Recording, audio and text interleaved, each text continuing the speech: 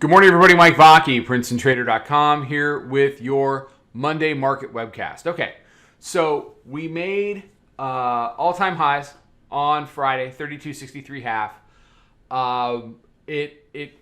They moved it up from the Thursday through the bell up into Globex, and then it turned into a really nice short on the Iran news. It spent most of the regular session on Friday just kind of knocking around, trying to figure out what the next piece of news is going to be. It was a nice little short into the close. But we find ourselves now back below the 9-day, but above the daily mid-band. And on the hourly, it's really kind of started to develop a little bit. You got your high here. You had the plunge down in the middle of the night, early Friday morning. You had your Friday trade, and this is your regular session here, so this is what I mean by some chop. We gapped down last night. We make a higher low. So you got higher lows, you got lower highs. Not on the, it's not a triangle, but it's certainly whipping everybody back and forth as it kind of tries to find its footing here. So 06 and, call it 09, 08, 75. So 06 to 09 have been tested as support.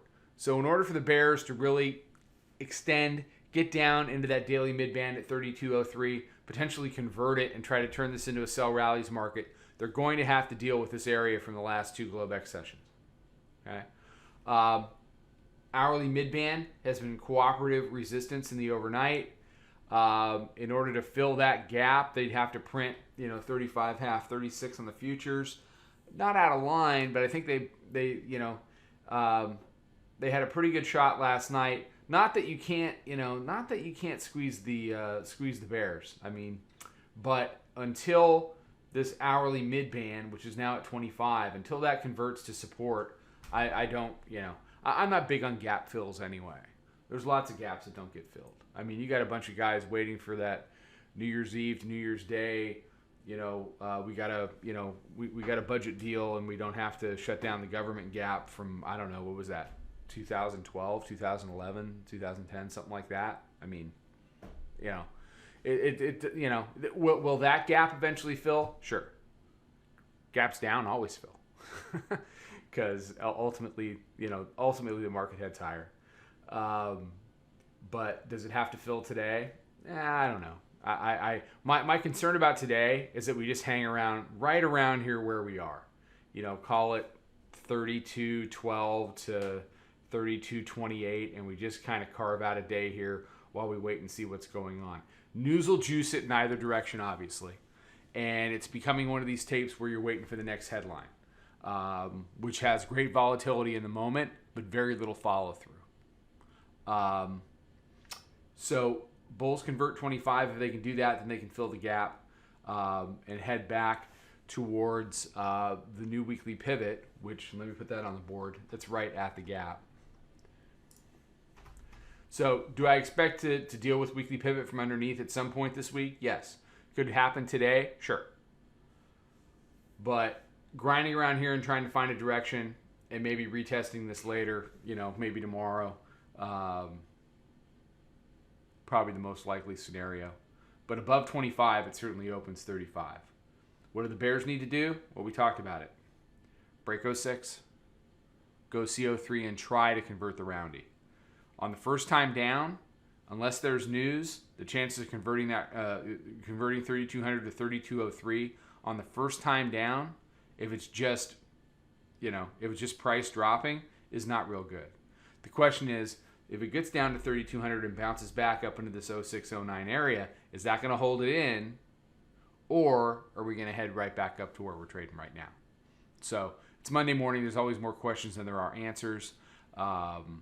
Just watch your risk. Understand that we're in a news-driven market, and just respect the heck out of risk. It's been a great start to the new year for us.